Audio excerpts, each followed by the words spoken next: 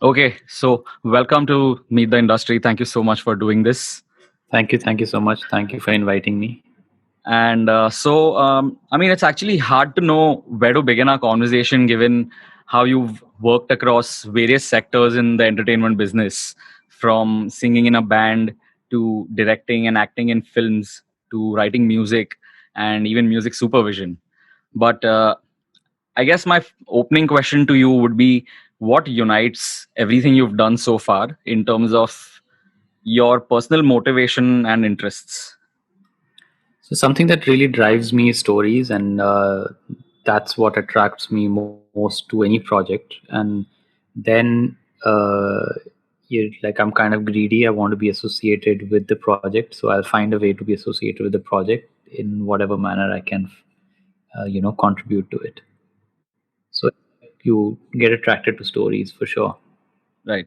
So I remember actually you in one of your interviews you said that um, you wanted to be a musician and a storyteller, which is where I think the whole Yeah, like I really never had that thing what I wanted to be. I've always had like short-term goals, and this is what I want to do.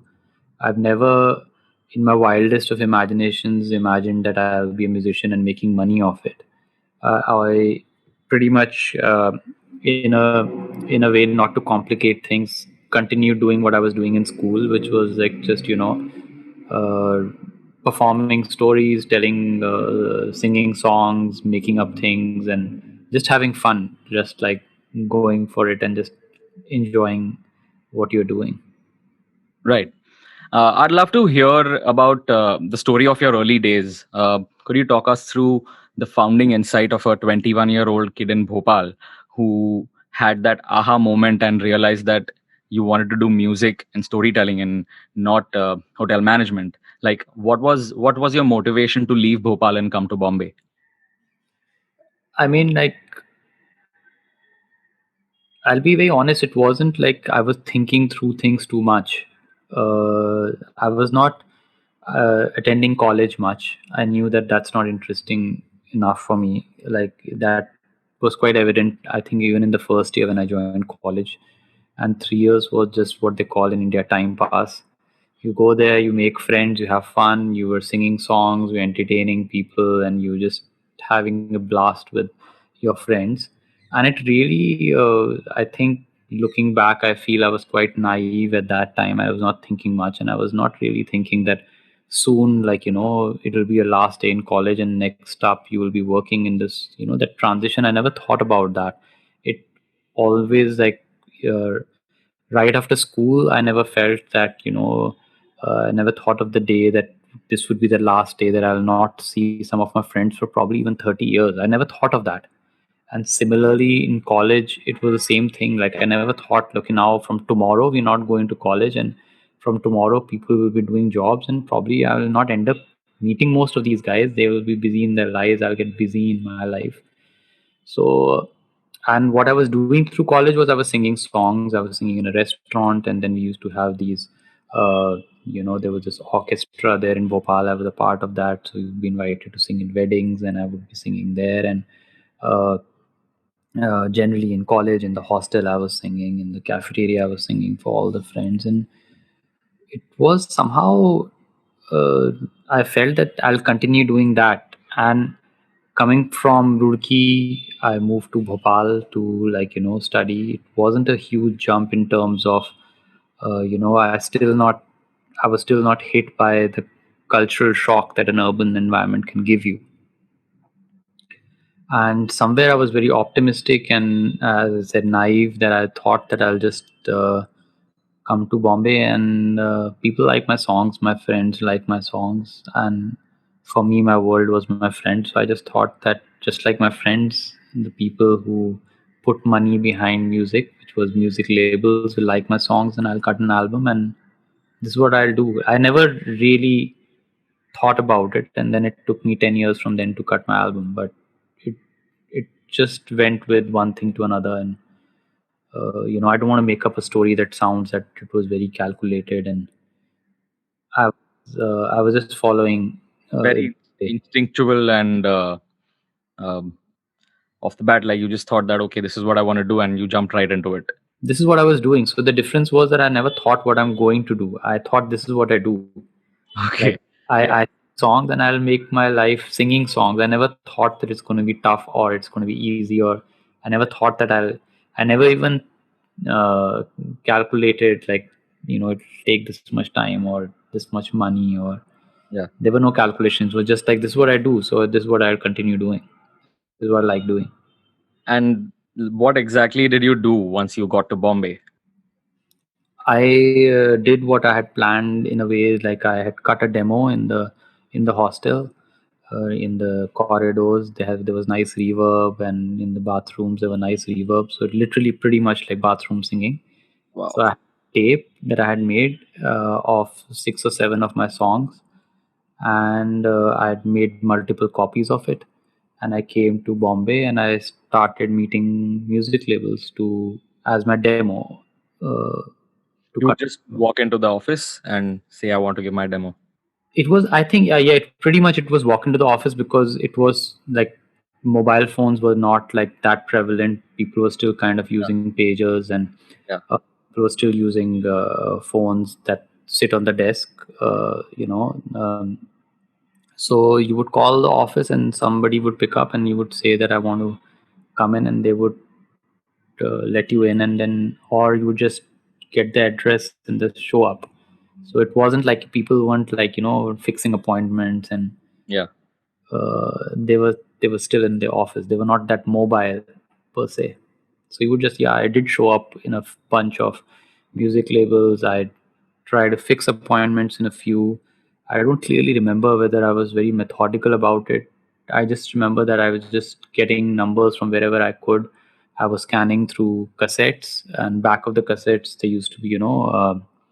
printed which label is there, and there would be addresses to them, and then I would just like from there or back of the CDs or somewhere, I was just getting resources. Those were my resources, and I was just Right. showing probably. So that was sorry, that was part of the struggle that you had excuse me, when you came to Bombay. But then I think that didn't quite work out, and you Because I saw it a struggle. I just saw it like, this is what I have to do. So I was just doing it. I was thoroughly enjoying it. It was like, there were a few of my friends who had finished hotel management with me, and they're working in Bombay, and we would meet up in the night, and I was living with them. And then I just decided that we were catching up in the evenings, and I was telling them what happened in my life, and they would tell me what happened in their day. And it was quite normal. They were struggling as well. That was the time when India had just done the nuclear tests. So there was a kind of recession in the market when it came to jobs. Nobody had jobs. Everybody was kind of broke and kind of struggling, if you may call it, in the same manner. right. And we would all exchange notes. They were exchanging notes of what was happening to them in their hotel life, and I was exchanging notes of what was happening in the music world. So then, I mean, actually, I would love to hear how you dealt with that rejection, if you may say, that you encountered in Bombay, because I think it could be one of the biggest takeaways from our chat about how to react to failure. You recorded your first demos on cassettes using natural room reverb. And you came to Bombay, gave the demos to record labels, and that didn't work out. And you went to Delhi. Uh, would you like to share something about that experience? What exactly was it that you did in Delhi? Yeah, leaving Bombay was not because I faced rejection from the music labels. I didn't know whether it's going to work out or not, and some of them probably even lied to me saying that we will get back to you. And I was kind of fool enough to believe that they will call me back, although I didn't have a number for them to call me back. Hmm.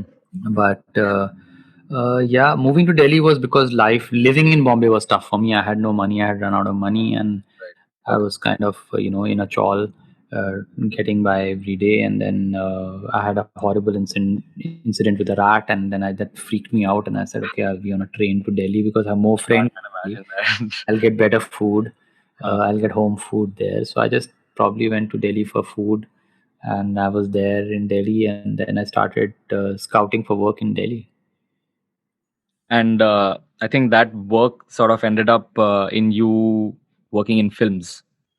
Yeah, so what happened was one of the times that I was in Delhi, I was in this place called Bengali Market in Delhi, and then I was in a bookshop there, and I found this directory which I had never found in Bombay. It was kind of a directory of everybody's addresses and phone numbers. It was what was it called? That company, I forget the name of the companies. Basically, it was a directory for everyone, for all Like a Yellow Pages. listed in Bombay and Delhi and Calcutta, everywhere. It was city-wise directory. So Okay. I Like a Yellow Pages. it was not really the yellow pages. I think it was a screen something. It was a Okay. public book. But something like that, something like Yellow Pages. Yeah. So and it just I was like over the moon. I said like this is amazing because if I had it in Bombay, I would have so many more addresses. So but now I have addresses in Delhi, Right. and I started calling people alphabetically as it was listed from One by one. One by one. A to B to C. So I got rejected with A and I got rejected with B and C down the line to C. O. I met this gentleman, Colonel Kapoor. Karan Kapoor. He had made Fauji, and he was the first one from ABC to, like my work. And he said, "Yeah, there's something interesting in you, and you must work together." And I started working with him, and Right. that was kind of what I see as my break as the first person probably who showed faith in something. Like he was not. I could make out that he's not rejecting me like other people. Right. And in fact, it was my running joke with him when we used to work together that thank God he only remained a colonel and not a general because maybe I would have given up time I would have reached G. But so we started working, although he didn't have in the beginning he didn't have money to pay me, so he offered that I live in his house. So I pretty much started living at work. Right. Work from And- home there, I think, for me. Right. And then was that movie called Let's Enjoy? No, Let's Enjoy came much later. This was we were working. I was working with Colonel Kapoor. We were he was shooting a documentary called Sapper Sanic, which was on the sappers in the army. And there was this guy, Siddharth Anand Kumar. He was the camera person in that, and his assistant was this girl called Aisha Sood. And they became my best friends. And they were like really into my music, and we started hanging out. And funnily enough, the shoot of Sapper Sanic was in Roorkee, so which was my hometown. So we went there and I did all the production because of that. And I fixed, even not knowing what production was, basically it was just everyone was doing everything, but I was just figuring out I was fixing things for them there. And then there is where once that shoot got over, Aisha said that you should take your music seriously and you should come back to Delhi.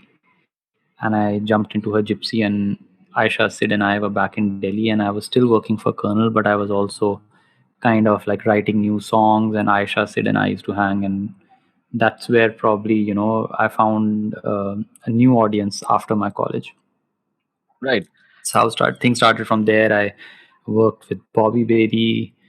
We made this series called Rajdhani and a bunch of other things. And from there, I worked with Shekhar Kapoor and Digital Talkies. And after Digital Talkies was when Digital Talkies was getting done and we were stepping out of Digital Talkies. Then that's when Sid and I decided that we should make a film of our own, and we wrote Let's Enjoy, and then we made Let's Enjoy.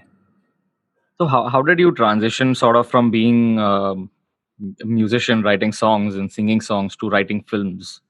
Yeah, so that interestingly happened through Colonel Kapoor, because when we were at Colonel's office, it was kind of an independent production house where you were Right. supposed to And do you would everything, just right? observe and learn. Yeah, so we were writing scripts, I was doing music, I was doing production. Like, I think the only two departments in filmmaking that I haven't worked in is makeup and costume. But pretty much apart from that, we were doing everything. Right. And Sid had gone to film school, so he was a very good influence on me. He was helping me. He was like, I was seeing films that I had not seen before. I was like reading material that I had not read before. I was completely unexposed to that world. And then between all of them, my friends, my new friends in Delhi, who were making films. They exposed me to newer ideas of films, and I just got fascinated. And I was pretty much picking up jobs to survive, to, like, pay your rent. After I moved out of Colonel's house, I had to pay rent. Right. So you were picking up jobs, any job that would pay. So it could be like, I could be, one day I could be transcribing something for a documentary. The other day I could be doing a voiceover. The third day I would be probably doing production in some. I even produced theater.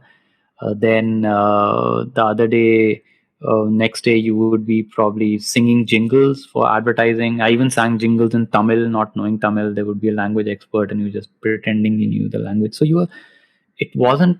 It was just like you taking one challenge a day, and then you solving it, and you were moving forward. So Right. uh, along the way, you didn't realize that you were doing so many things. It was, what's paying my rent next month was the thing.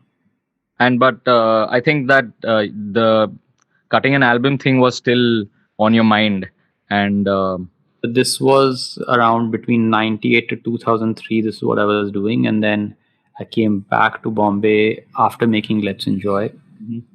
actually during the making of Let's Enjoy. And I cut an album in 2008. So it was 10 years after I started my journey. Wow. So and then I think that that led to you forming the band. Yeah, so I recorded some songs in Bombay, and then I still wanted a newer sound, an interesting sound, and I met this amazing musician Zulfi, who had worked on a film that I had done, script supervision and script doctoring for. The film was Ek Chalis Ki Last Local, and Zulfi had made a song in that called Lari Chuti, which Right. was really fabulous. And I figured that I want to record my music with Zulfi, because we hung out a bunch and we, like, were jamming, and it was great fun. We just knew that there's some genius in him. The only problem was that he was in Lahore, so I had to then get a visa, and then I had to go to Lahore and record my album with Zulfi there in Lahore. And it's amazing to see how amazing he's doing now. He is making the most amazing music in Pakistan right now. And once I had recorded the album with Zulfi and some of the songs that I had recorded in Bombay, I compiled it, and then the people who had produced Let's Enjoy also had a music label, so they decided to sign me up and release my music. And they released the album. And once the album had released, I figured I have to play these songs. So I started scouting for musicians and people, and that's when I met Sid Kuto, the other Sid in my life. And him and I, we got along really well. And then we got the band together and we started playing wherever we could play at that time. This was still before the scene had exploded and there were venues and festivals. So Right. And if we were. I'm not wrong, this was the album where you'd written the track "Sabse Piche Hum Khade." Now, Sabse Piche Hum Khade was in Let's Enjoy. I had written Sabse Piche Hum Khade before Let's Enjoy. That was my song that I used to sing in Barsatis in Delhi. Okay. And then when Sid and I were making Let's Enjoy, we decided that we should include this song in the film. And we included the song in the film. And then uh, we were still insecure that nobody will hear the album, nobody will probably know of the song. So I had met Kem from Silk Route, and in a studio, and I proposed to him that maybe Silk Route would be interested in covering the song. And Mohit heard the song, he fell in love with the song, and those boys said, okay, like, let's record it. And then they recorded the song, and because of them, a lot of it got exposed to a lot of people. A lot of people heard it, and it kind of became very popular. Right. So coming back to the band, uh, how did it start off? And could you tell me about some of the experiences that you had while playing those shows? And um more about, as you think back in time, is there a day or a moment or a show you'd identify as the peak of your experience? Like maybe you looked around and said to yourself, I've really built something spectacular. I mean, that's a tough question, because you always, you have good gigs and you have bad gigs, and you never know where you're going to get. So, like, you feel that this is amazing, and then the next gig is horrible, and then the gig after that is something which is unbelievable. So it's like a roller coaster. I think during our rehearsals, when we started rehearsing and we started playing together, just hanging with the band and hanging with the musicians that I was making music with was an incredible experience. And I also saw my sound evolve with them. They were musically much more sound than me, and they were like, it was just like going to music school again, like a new kind of school where you would go and you would learn. And so for me, that was really exciting when I was just like playing with them, because we have played gigs where we were four of us on stage and there were only two people listening to us in the bar. So from that to having like 20,000 people in front of you at a music festival, so you've seen from 2 to 20,000 is a big kind of leap. But again, from it's not that you have reached somewhere. The next gig can be a bummer again. You can have hot sound, or you may be hitting bum notes. You're not playing well together. So it depends gig to gig. So I feel like when I started playing with Sid, Johan, at that time Posey was playing with us, um, it felt special. I feel that it's fun. We were having fun. We were exchanging ideas, and they were saying we could do this to the song. We could take this there, and so it was very exciting. Moving forward from Arjun and the Galat family, where do you think was your next big break? Because I see that you did a lot of things like music direction, writing for movies, composing for films, and one big thing is music supervision that you've done very recently, though. So, would you like to talk about those experiences, especially music supervision? So I can talk about my music supervision bit, but consciously, I think I did music supervision only with Gully Boy. But even before that, even when we were making Let's Enjoy, we were, I was supervising the music for the film as well. I was kind of getting all the aspects together. We had medieval pundits doing the music, but then we also had interesting people collaborating with us. We got Papa on to sing his, like, that was his first movie song, was for our film Sajna. Then we figured there was this band called Needless to Say, and I started making music with them for the movie. And we got Kailash Kher to sing that song. The song was Dhol Vajda.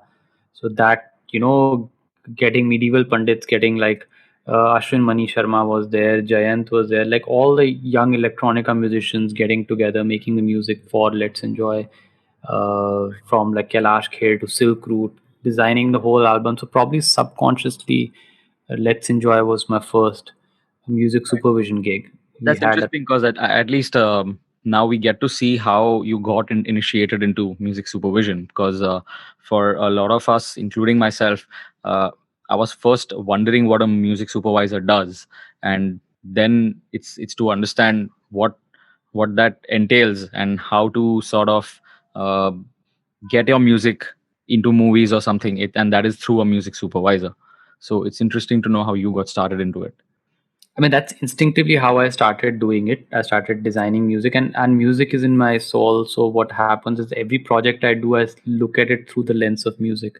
Anyway, even the scripts I'm writing kind of soundtracks to them, and I have designed the music for that. I have a palette in my mind. So music is something that is kind of second nature to me. And but only when kind of Zoya proposed to me that I should supervise the music for her film is when I started taking it seriously as a profession.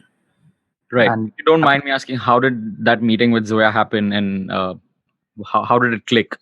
so You know your work, or did she just happen to meet you at some place? And No, so I had known Zoya even from the time when I had moved to Bombay. We had common friends. So Sid and Aisha, who I spoke about, they had both worked on Meera Nair with Meera Nair on in Kama Sutra, and Zoya was also in Kama Sutra. So it was that Kama Sutra crew. So when I came to Bombay, I had met her, and she was still kind of struggling to make her first film at that point. And so we've been friends since then. And somehow, like, we've always been exchanging our creative ideas. So if I have a script or I have a story or something, I bounce it off her. If she has a story or a script or music, she bounces it off me. And so we've been like in touch since then as friends. Right. I even ended up doing a small acting stint for her in Luck by Chance. And then when she was writing this particular script uh, was a time when I was just finishing my stint with MTV, MTV Indies, and she said that she's interested in hip hop and she wants to do something with Indian hip hop and especially hip hop from Bombay. And this is the story. And she gave me the script to read, and it was really exciting because I kind of was exposed to the underbelly of the hip hop scene in Bombay through my MTV stint, because we were playing their music videos and we were interested in what's happening culturally there in the whole hip hop scene. Yeah. So when I started reading the script, I got really excited, and I started telling her more about, like, okay, I know these guys, you should meet these guys. And she had been introduced to the hip hop scene through the internet via her then editor Anand Subaya, who had shown her, I think, the video of Afat by Nazi. And when I read the script, I said, I can make you meet these guys if you want to meet these guys. And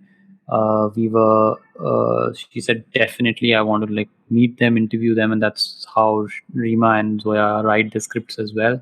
Okay. So they interview a bunch of people and they really get, you know, deep into the character. So through that, I made her meet Nazi and Divine, and then they met, and then they started talking. And also, I remember we had done a gig with MTV where Nazi and Divine had sung together. So I invited her to come for that gig, and she saw them playing at the gig, and when she saw that how the audience was just going crazy in the pit. It was at Blue Frog, and then the pit was completely going bonkers. And then she figured that these are the right guys. Something big. Yeah. And that's when I think she thought that the music should be done by these guys. These guys should make the music for the film, and which I feel was quite a bold step at that time. It was completely out of the box because Right. none of them were known as they're known today, Yeah. and had released much music. In fact, most of the people in the hip hop scene were making music out of their bedrooms. And again, it was, I felt so excited by that decision that I said, okay, yeah, we should do it. And she said that you have to kind of put it together. And I jumped into it without, like, realizing that it would be such a mammoth task, and we would be working for the next 1.5 2 years to get it together. And then one thing led to other, and then Right. eventually got the album. Could you talk about that process where you said that it took about 1 to 2 years to come up with the music and capturing the vibe of Gully Boy in the right way? I've actually heard about it in another interview of yours, but it would be interesting to know that. It was quite amazing. It was just, basically, it was leaving the job to the experts. Both Nazi and Divine were completely invested in the film and the idea. They were very excited about the fact that their universe will be shown in a mainstream film, Right. and it will be portrayed by somebody like Ranveer Singh, who was a very popular mainstream actor. Right. And I started hanging out with them. I started listening to their work, and all sorts of work, released work, unreleased work, scratches, scribbles, everything that they had. Right. And they kind of made me meet more rappers, more people. I met, like, Altaf, Emiway, Dhaval, DMC, like everyone who was there, Kam Bhari. And we just, like, kind of like, I just, like, started, kind of listening to what these guys are doing. And then what we did was, closer to the rehearsals, when they were kind of starting to read with the main actors, I proposed to Zoya that we should do a few workshops where Ranveer should meet them and hang with them as well.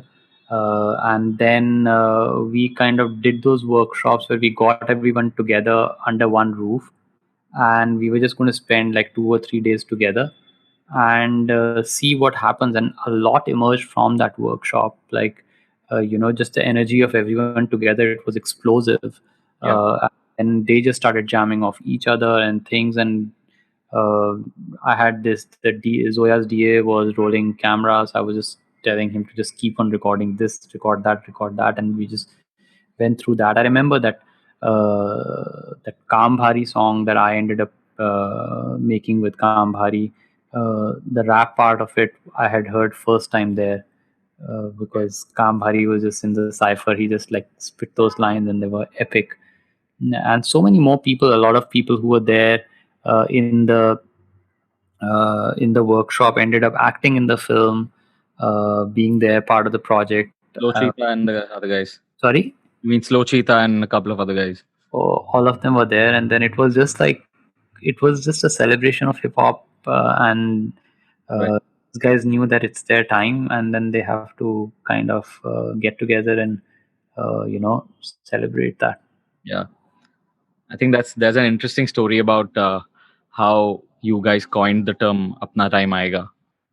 Yeah. So it was very interesting. It was Divine had made this demo called Sabka Time Aayega, and he had made a few demos actually. They were pitching it to a brand, and they had made a few demos of it with different people. I particularly liked the one that was made by Dub Sharma, and it had a ring to it. And in fact, I didn't know that it could be the climax song, but I knew that this song has to fit in the film.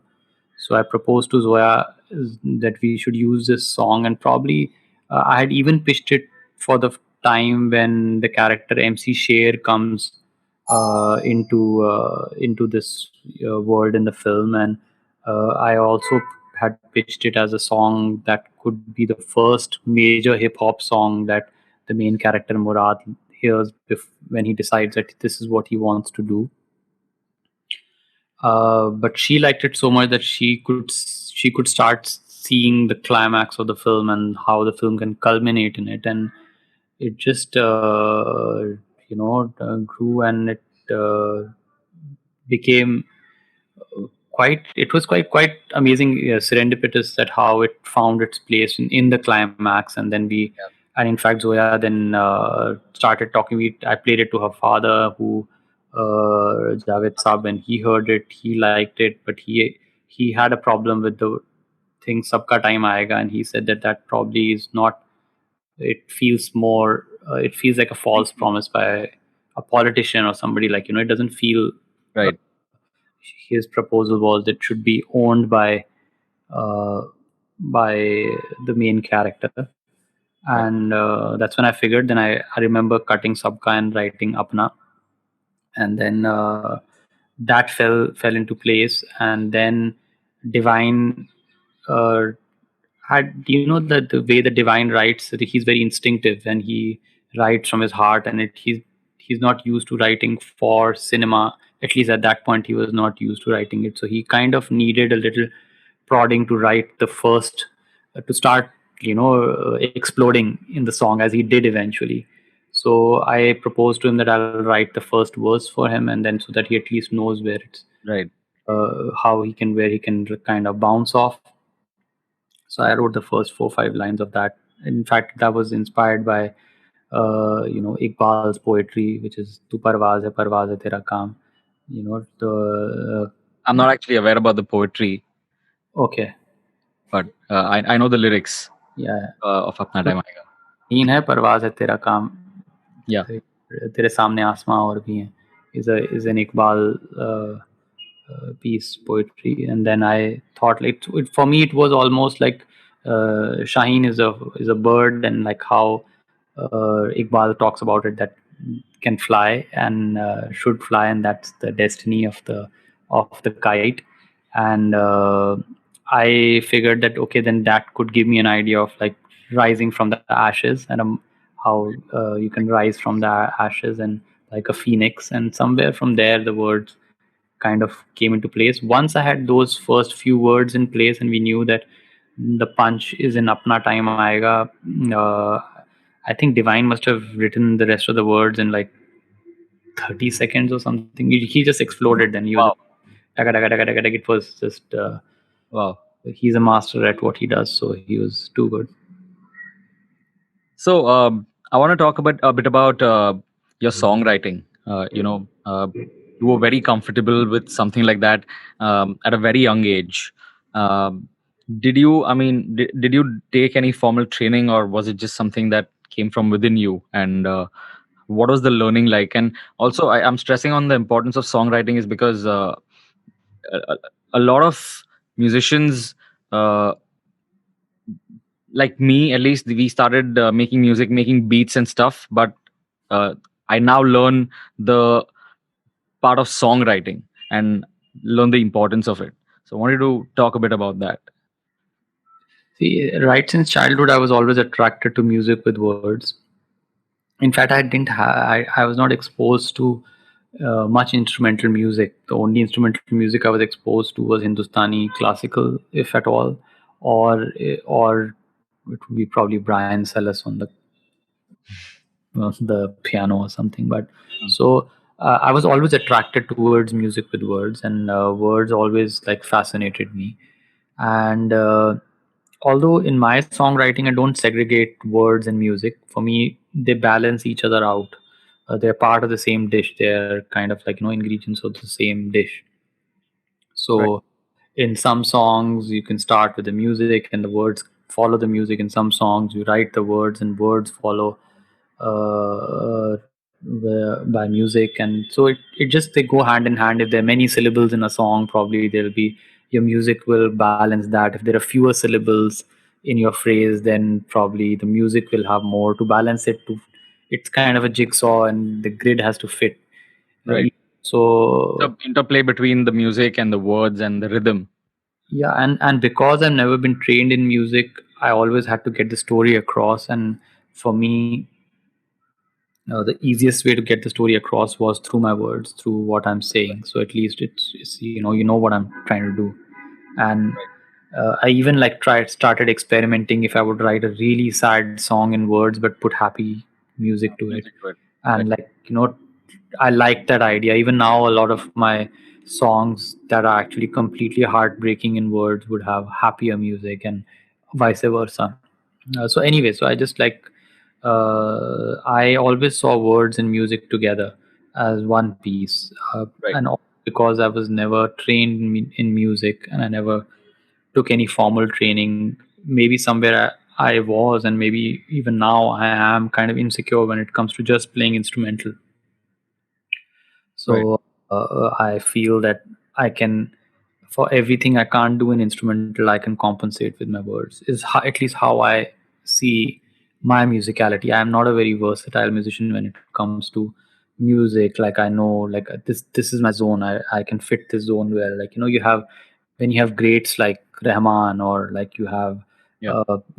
R.D. Burman, and in the popular mainstream, you see that they have so much. Their range is so much. Like when you see somebody like Kohli or Tendulkar play, you see that Yeah. their shots has so much range. And I Yeah. see myself, okay, as like this is my range. I know I can probably play. My offside is fine, but probably my leg side I need to work on. Right. But also, do you, you have the philosophy of sticking to your strengths, right? Instead of sort of letting those insecurities take over you.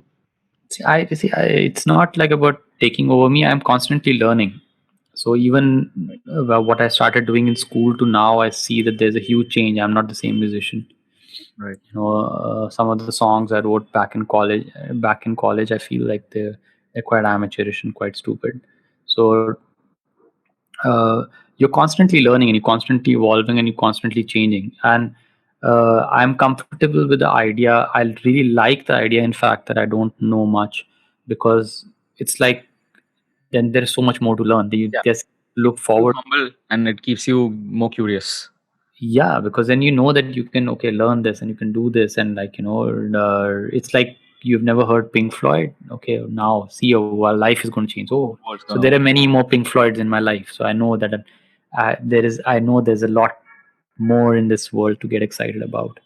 Right. So as you think back on it many years later, do you remember uh, most in terms of lessons learned? What do you remember the most? Over the entire period of you getting into music, doing other things that came your way, and now from where you're standing, if you look back, what? I know that the two things that I follow in my life, that there are no wrong decisions, and you follow your gut, and you will eventually get to where you have to. So I don't like really want to philosophize it, because it's not that I'm a success in that manner, but I would say that this is the mantra of my life, which I follow, and I feel that I don't like regret uh, any decision of my life, because I feel that that was meant to take me somewhere, and I've always relied on my gut very heavily. There are a lot of times I have said no to a lot of projects because I don't feel it, Right. and I feel that has helped me a lot, mainly when it comes to your mental health, when you're about your way you feel, and it makes you feel lighter and nicer. Right. That's really interesting. One thing we haven't talked about is like your role as an entrepreneur in the music space. The thing that comes to mind is Commune, and I'd like you to share something about that. Commune is again a very good example of what I just said. Right now we're following our gut, and the one thing that is in there is that I have two amazing working partners in that, within Roshan Abbas and Gaurav Kapoor. They both bring to the table something that I don't have. So again, it's a great place to learn. You're learning on a daily basis. The idea was that there is a lot of work that is out there, a lot of artists that are out there that don't have a stage to showcase their work. It doesn't exist. So if somebody's a poet, there are not many stages. There are not enough stages for Right. poets to get on. If they're storytellers, they don't have enough stages to get on. So our idea was, we will give them a stage. We will take the hit, and we will, kind of create a place where people can come and showcase their work and showcase their art. So, following that gut instinct, which didn't make any commercial sense in the beginning, we just started doing that, and we went from, like, I remember uh, the first time we had a show, we had some like 6 or 7 people, Right. to like the Spoken Fest, which has been immense success for us. Right. So it's quite lovely to see the growth in a few years.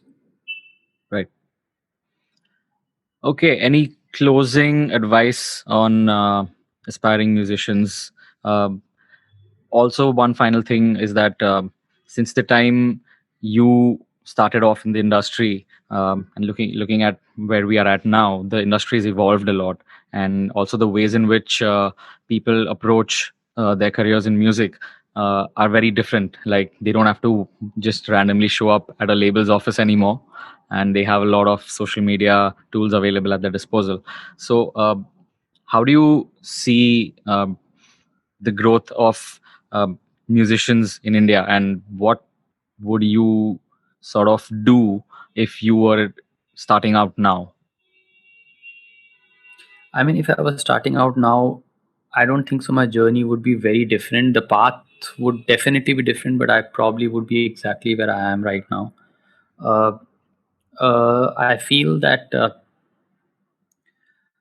with any time, in the music industry, always like this. Some people say it's the best time in the music industry, and some people say it's the worst time in the music industry. And I feel that you don't need to listen to many people. You just need to do what you have to do, Right. because uh, if you kind of follow averages, I feel you'll always end up doing average work. So averages and statistics and numbers, they are for mathematicians and Analyst. chart accountants. I feel the thing is that nothing can help you if you don't have a great song. So Right. That's really good advice. if you can concentrate on telling a story from your heart, making a song that you feel that the world should hear. You know it when you make a song. There are sometimes you're not sure about it, but there's sometimes you make it, you feel, I want to play it to this person, I want to play it there, I want to like play it in my car, I want to play it in my friend's place, I want everyone to hear this. If you get that feeling, then everything else follows. Rest of it, there are pros and cons to any time. There were pros and cons to the time that I was making music. There were not many people who were making music, but Right. at the same time it was impossible to reach the labels. Now it's the other way around. It's the easiest to reach the labels. but there are too many people making music. There are too many people following numbers. The definition of what works and what doesn't work Right. has changed drastically. But eventually, only a few songs, stand the test of. Stand out. There's so many songs that I have made that have kind of died a natural death that I don't sing in my sets. So you can, but there are many songs that have survived for more than, there are few songs that I can never take out of my set. So I know that they have stood the test of time. Right. Though probably when they were released, they didn't make the kind of numbers they had to make. So it's Right. I feel if it comes from your heart and from your soul, not that the songs that didn't work didn't come from my heart or my soul, Right. but we fewer people related with it. Yeah. One needs to make music that you really feel, and one needs to tell stories that you want to tell. There should be a reason. As an artist, you should have something to say, and it's not that okay, I'll make the song for the sake of making a song. Right. Very, very good advice. Thank you so much. It Uh, was Guys, it was me reflecting on what how I've led my life, but I would feel that the only advice I would have for everyone else is that don't take many advices seriously. Just uh, go with your gut instinct and follow yeah. you feel is right. Yeah. Because in this whole big wide universe, you might be the only person who's right, and that's when you hit True. it. Yeah, I think when it comes to art, and I mean, I listen to a lot of other podcasts, and just not about music, but about success and everything. And everyone usually has something very specific to say about things. And in your message, I felt like even your message kind of, I feel, stands the test of time. Is that, the song has to be good, and no matter how much the technology changes and how the institutions are changing, that Absolutely. thing will never change in music. So Absolutely. I mean, yeah, yeah, I think Paul McCartney released yet another album, and it's crazy to see a man that old still releasing music, and it's yeah. an amazing album. It was just like mind blowing to hear it. Yeah, I mean, those guys were amazing songwriters. So uh, even for me, I tell myself that you know I was a producer first, and now I'm a composer. So what I tell myself is the production will come later. I need to first understand the process of songwriting, and that's how it will come on its own. The beats and all can be done later, but the most successful artists, be it pop or rock or any other genre, the one thing that's common is the songwriting part of it. Sweet. And that is why I think maybe Paul and all these guys even today can cut an album very confidently. See. So So, chatting with you, it was lovely chatting with you. I hope yes, you it you was. were looking for. Yes, I had a great chat with you. I'm glad you decided to respond and be here so promptly. So Really much. appreciate it. Thank you. Take care. Have a nice Thank you day. so much. You too. Bye. Bye.